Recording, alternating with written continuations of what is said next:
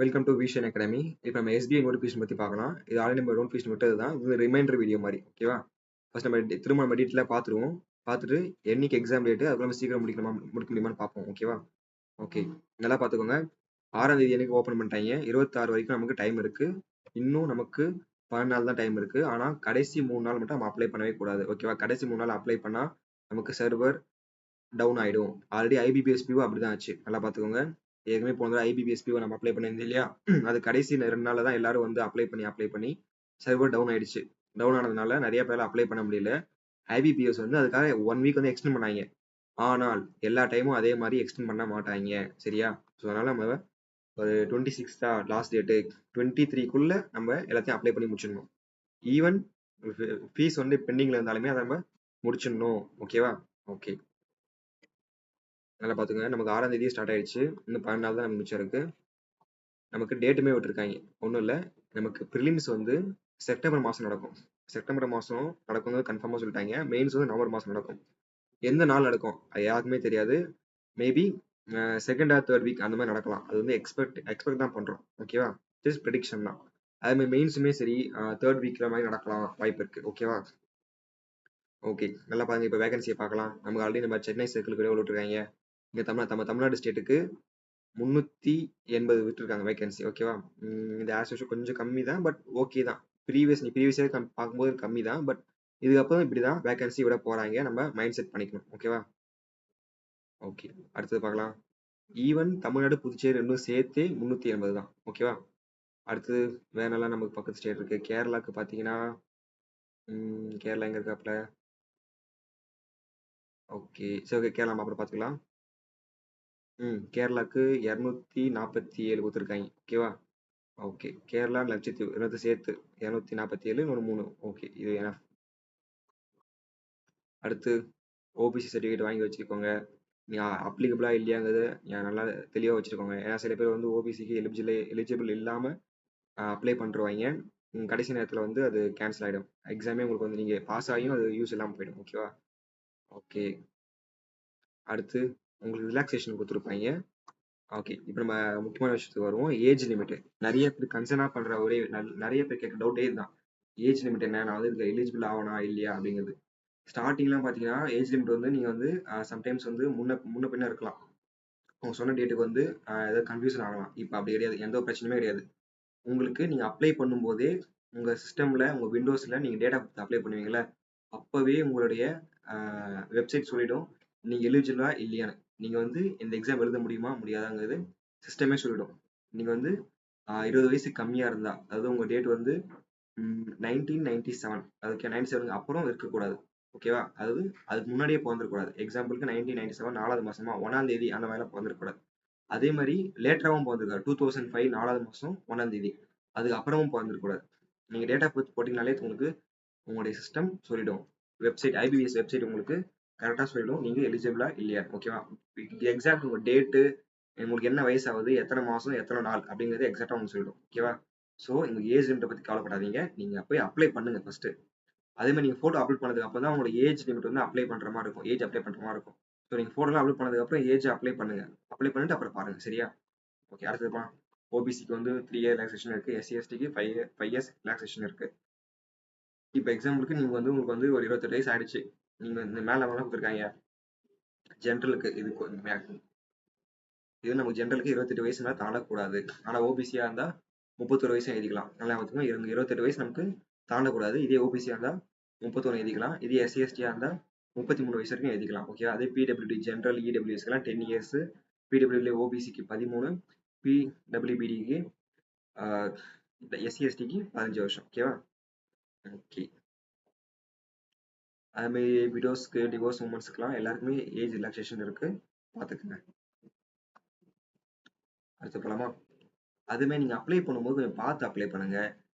மிஸ்டேக்லாம் எதுவும் பண்ணாதீங்க. இப்போ சிக்னேச்சர்லாம் நீங்கள் சிக்னேச்சர்லாம் போட்டிங்கன்னா ஒயிட் பேப்பர் பிளாக் இங்கில் சிக்னேச்சர் போடுங்க.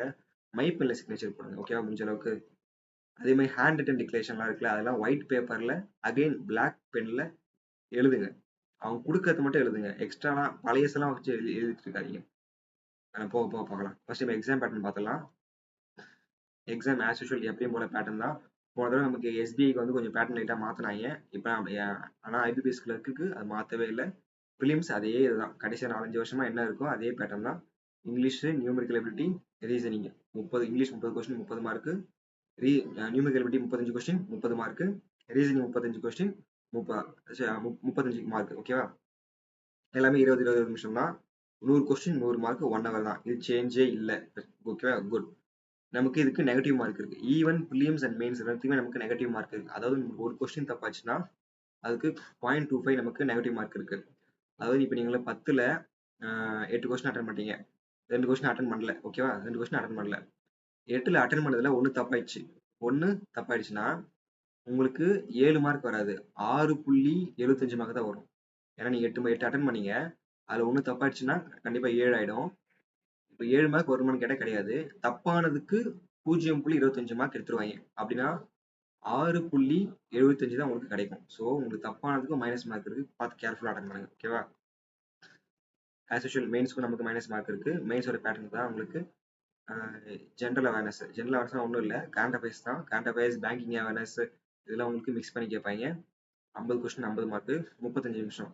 இதே இங்கிலீஷ் வந்து 40 கொஸ்டின் 40 மார்க் தான், 35 நிமிஷம். குவான்ஸுக்கு 50 கொஸ்டின் 50 மார்க், 45 நிமிஷம். ஓகே. அதே மாதிரி கம்ப்யூட்டர் அவேர்னஸுக்கு 50 கொஸ்டின் 60 மார்க், 45 நிமிஷம். மொத்தம் உங்களுக்கு 2 மணி நேரம் 40 நிமிஷம் உங்க டைம் தராங்க. ஓகேவா? நல்லதுதான். அதே மாதிரி உங்களுக்கு வந்து பிஓக்கு தான் வந்து உங்க லெட்டர் ரைட்டிங் இருக்கும். ஓகேவா? நீ எஸ்ஏ எழுதுற மாதிரி இருக்கும். கிளர்க்குக்கெல்லாம் நீங்க எஸ்ஏ எழுதுற மாதிரி இருக்காது. ஓகே. அடுத்தது ஆஸ் யூஷுவல் உங்களுக்கு வந்து லாங்குவேஜ் ப்ரொஃபிஷியன்சி டெஸ்ட் வைப்பாங்க. உங்களுக்கு வந்து லோக்கல் லாங்குவேஜ் தெரியவில்லை என்றால் நீங்க பாத்துங்க. Test for specified opted local language. இப்போ எக்ஸாம்பிள் நீங்க 10th 12th வந்து நீங்க மார்க் எடுக்கல, அதாவது 10th 12th நீங்க வந்து தமிழ் எடுக்கல, தமிழ் எடுக்காம ஆஸ்பிரேட் எடுத்துட்டீங்கன்னா உங்களுக்கு வந்து லாங்குவேஜ் ப்ரொஃபிஷியன்சி டெஸ்ட் வைப்பாங்க. நீங்க உங்க மார்க் ஷீட்ல வந்து உங்க அதாவது உங்களோட மார்க் ஷீட்ல 10th 12th ஏதாச்சும் ஒரு சர்டிஃபிகேட்ல உங்களதுல நீங்க தமிழ் எடுத்து படிச்சிருந்தீங்கன்னா உங்களுக்கு டெஸ்ட் லாங்குவேஜ் ப்ரொஃபிஷியன்சி டெஸ்ட் கிடையாது, தமிழ் டெஸ்ட் உங்களுக்கு கிடையாது. ஓகேவா?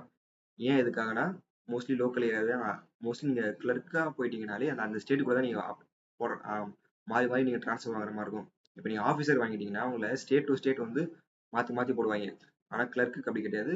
நீங்க தமிழ்நாடுக்குள்ளே தான் நீங்க சுத்தி சுத்தி வந்துட்டு இருப்பீங்க. ஸோ அதனால உங்களுக்கு தமிழ் ரொம்ப முக்கியம். அதனாலே லாங்குவேஜ் ப்ரொஃபிஷியன்சி டெஸ்ட் வைப்பாங்க. நீங்க 10th 12th மார்க் ஷீட்ல உங்களுக்கு தமிழ் இல்லை என்றால். ஓகேவா? அடுத்தது பே ஸ்கேல். உங்களுக்கு பேசிக் பே 24,000, உங்களுக்கு அப்ராக்சிமேட்டா ஒரு 45,000 கிட்ட உங்களுக்கு சேலரி வரும். ஓகே.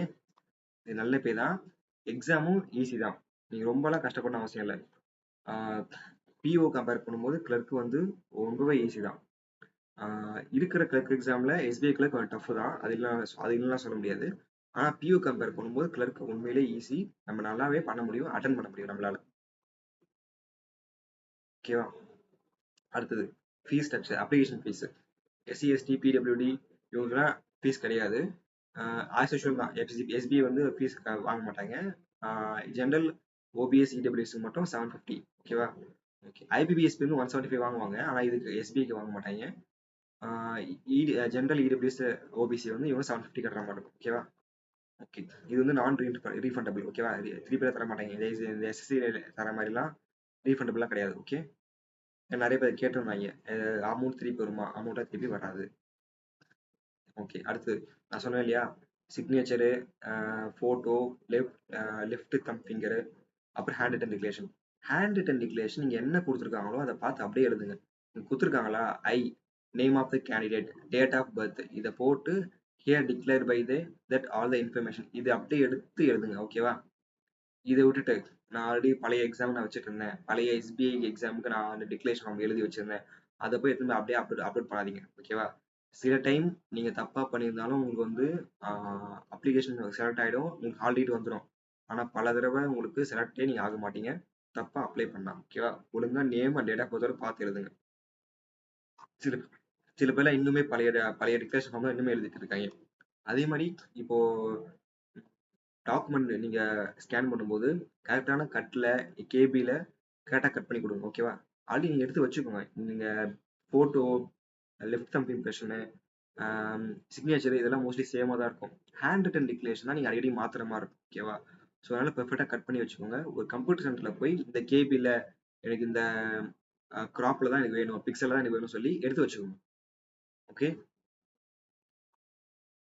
அடுத்து ஜென்ரல் இன்ஃபர்மேஷன். ஓகே, இங்கே எக்ஸாம் சென்டர் பார்த்துருக்காங்க. எக்ஸாம் சென்டர் பாருங்க. போத் பிலிம்ஸ் அண்ட் மெயின்ஸ் ரெண்டுமே இங்கே தான் நடக்கும். சென்னை, கோயம்புத்தூர், கடலூர், ஈரோடு, கரூர், மதுரை, நாகர்கோவில், நாமக்கல் அப்படியே பார்த்துட்டே வாங்க. இங்கெல்லாம் நமக்கு சென்டர் இருக்கு. சப்போஸ் நான் இங்க இருந்துட்டு வெளி ஸ்டேட்ல போய் அப்ளை பண்ணலாமான்னு கேட்டா பண்ணலாம். ஆனா உங்களுக்கு அந்த லாங்குவேஜ் உங்களுக்கு தெரிஞ்சிருக்கணும். தெரிஞ்சதுதான் அப்ளை பண்ணலாம். சில எக்ஸாம் மட்டும் நான் அப்ளை பண்ணலாமா, நான் எக்ஸாம் எழுதுற அன்னைக்கு மட்டும் நான் இங்க ஊர்ல இல்ல தமிழ்நாட்டுல இருக்க முடியாது, நான் வெளியே இருக்க மாதிரி இருக்கு, நான் எக்ஸாம் மட்டும் அப்ளை பண்ணலாமான்னு கேட்டா அப்ளை பண்ணலாம், ஒன்றும் பிரச்சனை இல்லை. எக்ஸாம் சென்டர் மட்டும் நீங்க தமிழ்நாடு வேற எங்கேயாச்சும் அப்ளை பண்ணிட்டு நீங்க தமிழ்நாடு சர்க்கிளே நீங்க போடலாம். ஓகேவா? அடுத்து இங்க கிளியரா கொடுத்துருக்காங்க பாருங்க. ஹேண்ட் ரிட்டன் டிக்ளரேஷன் ரொம்ப நெருக்கி இருந்துச்சு. இங்க கொஞ்சம் ஈஸியா கிளியரா இருக்கு. நல்லா பாருங்க. அப்ளை பண்ணும்போது நல்லா பார்த்து ஒழுங்கா அப்ளை பண்ணுங்க. வேணும்னா நான் வந்து எப்படி அப்ளை பண்றதுக்கு வீடியோவும் நான் போடுறேன். ஓகேவா? ஓகே. Left thumb impression. நீங்க போட்டோ இமேஜ் வந்து எப்படி கொடுக்கணும், எந்த சென்டிமீட்டர்ல இருக்கணும், இங்க பிக்சல்ல கொடுத்துருப்பாங்க, எத்தனை கேபிக்குள்ள இருக்கணும், 20 to 50 கேபிக்குள்ள தான் இருக்கணும், ரெண்டாவது டிபிஏ 200 டிபிஏ ஏதாச்சும் இருக்கணும், இதெல்லாம் கொடுத்துருப்பாங்க. ஓகேவா? இதெல்லாம் பார்த்துங்க. அப்புறம் photo capture, left thumb impression பார்த்துங்க. இதுக்கும் பிக்சல் கொடுத்துருக்காங்க, கேபி கொடுத்துருக்காங்க, டைமென்ஷன் கொடுத்துருக்காங்க. நல்லா பார்த்துங்க. ஓகே. ஓகே. அடுத்து ஸ்கேன் டாக்குமெண்ட். அதே மாதிரி இப்போ புதுசா இந்த வருஷம் மட்டும் தான் எக்ஸ்ட்ராவா ஒரு கேட்க ஆரம்பிச்சிருக்காங்க. என்னன்னா 10th 12th mark sheet any thing எது ரெண்டுத்துல ஏதாச்சும் ஒண்ணு வந்து நீங்க பிடிஎஃபா மாத்தி அப்லோட் பண்ற மாதிரி இருக்கும். ஓகேவா? அது மட்டும் பார்த்துக்கோங்க. அது இந்த வருஷம் தான் ஸ்டார்ட் பண்ணி ஆரம்பிச்சாங்க. இதுக்கு முன்னாடி ஐபிபிஎஸ்ல எஸ்பிஐலாம் இந்த மாதிரி கேட்டதே இல்லை. இது நியூவா ஆரம்பிச்சிருக்காங்க. ஓகேவா? So 10th 12th mark sheet ஏதாச்சும் ஒன்னுத்த ஸ்கேன் பண்ணி பிடிஎஃபா எடுத்து வச்சுக்கணும். யூஸ் ஆகும். ஓகேவா? ஓகே. அவ்வளோதான். பிடிஎஃப் அவ்வளோதான். ஸோ ப்ரிப்பரேஷன் ஸ்டார்ட் பண்ணுங்க, படிங்க. இதுக்கப்புறம் அடுத்தது எக்ஸாம் வரப்போகுது. இதுக்கப்புறம் ஃபுல்லாக எக்ஸாம் ஃபீவராக தான் இருக்கும். ஏன்னா இதுக்கப்புறம் அடுத்தது ஆர்ஆர்பி வரப்போகுது, ஐபிபிஎஸ் கிளர்க் எக்ஸாம் வரப்போகுது, ஆர்ஆர்பி ரீஜன் ரூரல் பேங்க் இருக்கு இல்லையா, அது இன்னும் பிஓ கிளர்க்லாம் வர வேண்டியது இருக்கு. அந்த எக்ஸாம் அடுத்தது வரப்போகுது. இன்னும் 1-2 இன்சூரன்ஸ்லாம் வர வேண்டியது இருக்கு. ஸோ பொறுமையாக உட்காந்து படிங்க, கான்ஸ்டன்ட்டாக படிங்க, கன்சிஸ்டன்சியாக படிங்க. அதுதான் முக்கியம். சீக்கிரம் நம்ம கிளியர் பண்ணிடலாம். ஓகேவா? All the best to all.